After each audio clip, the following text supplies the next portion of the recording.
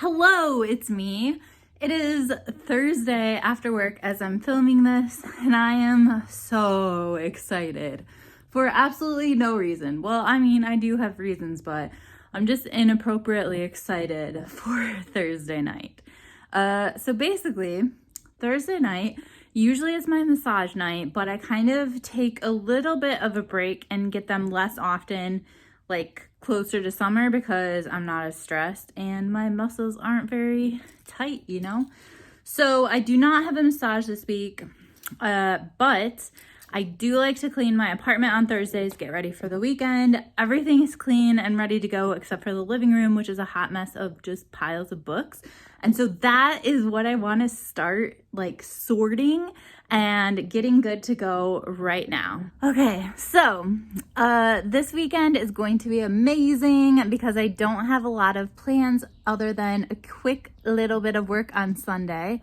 And basically, it's also our pause, rest, read first readathon. It's going to be amazing. We're doing it every month. I will post a link below. But anyway, the other reason why it's going to be so amazing is because we have Monday off. Monday is Memorial Day in the US, which means you honor the dead and such things, but also there's no school. And also it's the unofficial start of summer. So basically, that means the start of summer reading, does it not? I'm just saying, I think it does. So I have decided that I am going to do a challenge. Feel free to join in. I did not make this official. Maybe next year it'll be like official, but I'm going to do 300 hours of summer, which basically is that I figured out I have 85 days off of work, including weekends and stuff like that. And I would like to spend at least 2 hours outside daily. Now, obviously, when I'm backpacking with Lindsay, I'm going to get way more than that. But on an average day, I want to be outside for at least 2 hours, if not more. And I would like to read for at least 1 hour, if not more. I feel like I would definitely do more. And so that works out to be basically around 300-ish hours. And so what I am going to do is I stole this printout from the 1,000 Hours Outside website, which has loads of coloring sheets to keep track of how much time you spend outside.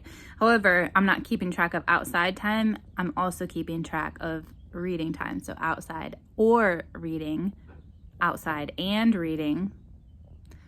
I don't know, how would I count that? Like, I feel like if I'm outside and I'm reading, I don't know if it should double count or if it should only count for one. I'll decide that later. Anyway, so for every hour that I'm either outside or I'm reading, I will color in one little section of that beautiful shape. And I'm just gonna see how much I can get. So minimum of 300, but I want to see if I can do more than that. In addition, I'm crazy jealous of Heather and her bingo board from the Seattle Public Library.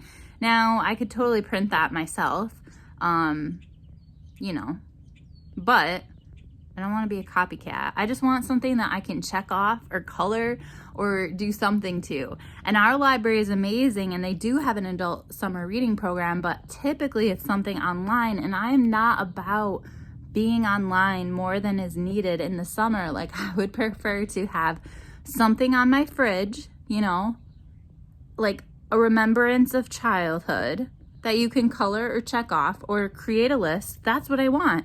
Like, just give me a blank sheet where I can write what I read and I'm good. I mean, obviously I'm gonna write it in my journal anyway, but there needs to be an official summer reading data collection form. So this is what I've decided. I am going to use the Books and Mortar 2022 challenge as my summer adult reading list. So there are 10 prompts, and if you complete them all, it's not for summer, it's just for 2022. You turn it in and they give you a $10 gift card to Books and Mortar, my favorite store. So Lindsay, you should definitely do this, because then you can get a $10 gift card when you go there, when you visit Grand Rapids. But anyway, this is what I'm gonna do. So as I'm organizing my books and as I'm kind of figuring out what I want to prioritize this summer, I'm also going to be trying to find books that meet these prompts to kind of set aside as ones I want to read. Okay, the first prompt is a book recommended by a librarian or indie bookseller, and actually both of these books were part of my monthly book subscription box that Books and Mortar does for me. So I'm gonna give myself both of those as options. I can read either of those or hopefully both of them.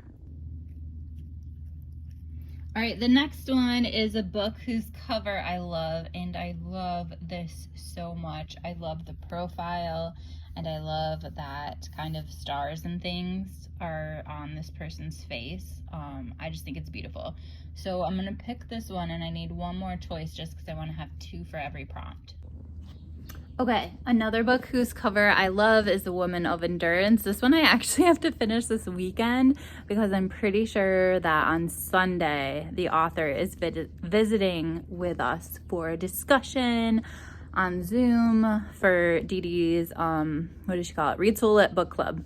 So this cover is beautiful and I definitely have to get to it this weekend, like ASAP. Prompt 3 is a book by an Indigenous author, so I will put the sentence, but I need to find one more book, so I think I might go through my shelves and also look on the internet. So I do not think I have any other books by an Indigenous author, and because I really want to focus on just reading what I own this summer, I think I'm just going to leave it at that one book choice for that prompt, because if there's any extra time, then I just want to read other books that I already own just to clear my shelves and stuff like that.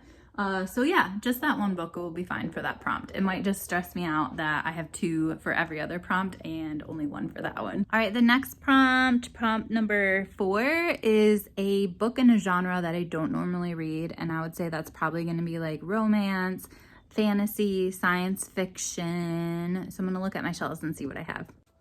Okay, so I found two. One is a book that a bookseller recommended for me a while ago, and it takes place in Cuba, so it would be good for, isn't it June that you read books that take place in the Caribbean? Anyway, it's called The Distant Marvels. The reason I picked this one is because it's a family saga, and I don't normally do well with family sagas, so I will give it a try and we'll see how it goes. And then the other one is a YA book who was recommended, just in general, not specifically to me, by this woman I adore on Instagram. She used to blog, but mostly she's on Instagram. She is from Michigan originally, but she's currently living in Maine. She's an English teacher, high school English teacher, and I just love her posts just because of how outdoorsy they are. And she loves to read too, but I feel like she's a lot busier than I am, so she doesn't read a lot. But when she recommends a book, I am telling you it is good. I trust her so much. And a book she read a couple years ago that she ended up teaching to her students is A Heart and a Body in the World. And this is a YA book. I don't often read YA books, especially in the summer. I kind of want a break from school, but I am going to give this one a try. All right, the next prompt is an anti-racist book of any genre. So normally when I think of anti-racist books, I think of nonfiction, but of any genre kind of made me think. And one of the books I really want to get to is Heaven My Home by Attica Locke.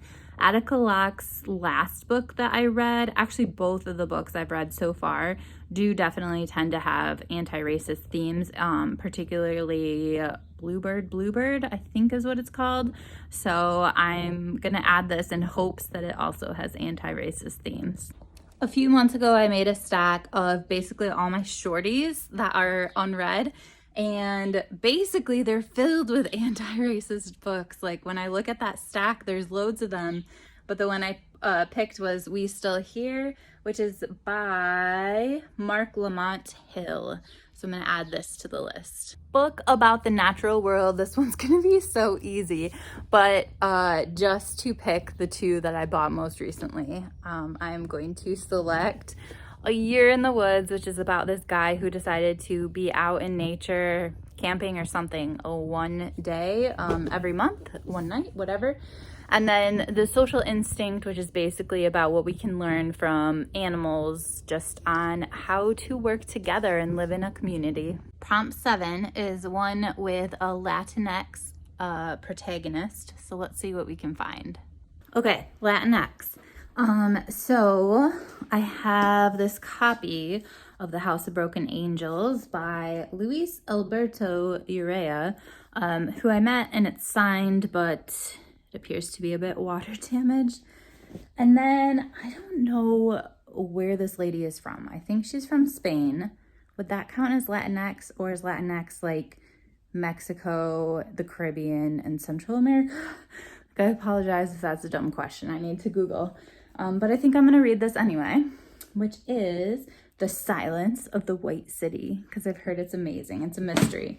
And then also while I was looking for these, I actually found My Heart is a Chainsaw by Stephen Graham Jones. And isn't he like an Indigenous author? Not 100% sure, but I'm pretty sure he is. All right, so the next one is a book written by a woman who is 50 years of age or older. This is like basically my favorite people. My favorite people are old ladies. I'm gonna eat this up. I have loads. Let's find what I want to read. So the good thing about this is I can add in books I'm supposed to be reading anyway. And the next family book club, we are going to be reading The Women of Copper Country by Mary Doria Russell. So I'm gonna add this in because guaranteed Mary Doria Russell is older than 50. And then this is a book I have been wanting to read for a long time, and I feel the Roe v. Wade situation in the US lends itself to this being a really good book to read right now, which is A Book of American Martyrs by Joyce Carol Oates, who I met a few years ago in Chicago.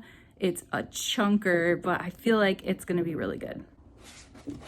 You guys, I also have some more Barbara Kingsolver that I haven't read yet.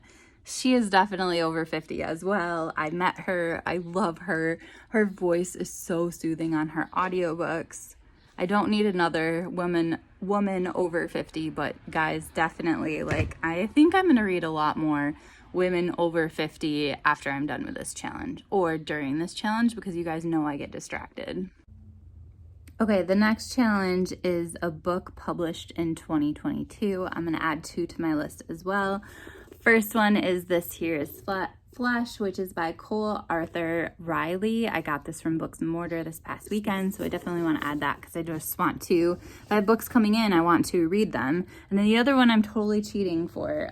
So I really want to read Burning the Books by Richard Ovenden, and obviously this is paperback, so it's highly unlikely it was published in 2022. However, when I looked on the inside, guess what was published in 2022? The paperback edition. I feel like this counts. It's totally cheating, but it's gonna be good. I'm an epic cheater. It's great. The final prompt is a book of essays. I already know for sure one that I am going to pick, but I need to see what else I feel like picking as well. All right, the final prompt is a book of essays. So my first pick, which I definitely am going to get to, is Margaret Atwood's new one, which is called Burning Questions. It is signed. It's my second signed book by her. And then the other one, which I think is a book of essays, is The Writer's Room by Charlotte Wood. So I'm gonna add both of those. Okay, so the final thing I'm gonna get ready for this weekend and for summer is my journal, which I also got from Books and Mortar. I feel like my whole life is purchased there. And basically this is a pause and read journal that I started over spring break. And I just keep track of every day of vacation and like kind of like what I did, what I read, maybe how much I walked, depending on like what's going on that weekend, whatever. So since it's a long weekend, I think I'm gonna start filling it out, and I'm just going to put it on my bookshelf so that I am ready to go. All right, so this is the official TBR cart for the summer. And then these are overflow. Plus there's some more overflow in my closet. One more summer plan. I feel like I'm getting a bit ambitious. So Ray Bradbury, love him. haven't read all his stuff, but like as a human, I think he's the coolest. So there was a lecture that he did as an old guy, like a cozy old grandpa sort of a guy, where he talked about how to be a writer. And he said that every day you should read one short story, one essay, one poem, and then every week you should write one short story. So I feel like maybe I should dabble in that this summer. So here's what I have picked out. One short story, one essay, one poem. Just real quick, I thought I would show you where all of my other unread books live, because I have loads of other choices for this summer.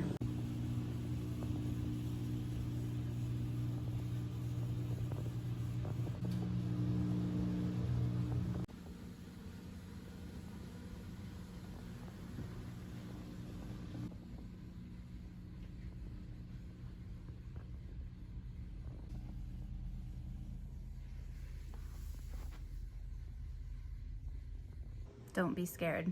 This is the last place.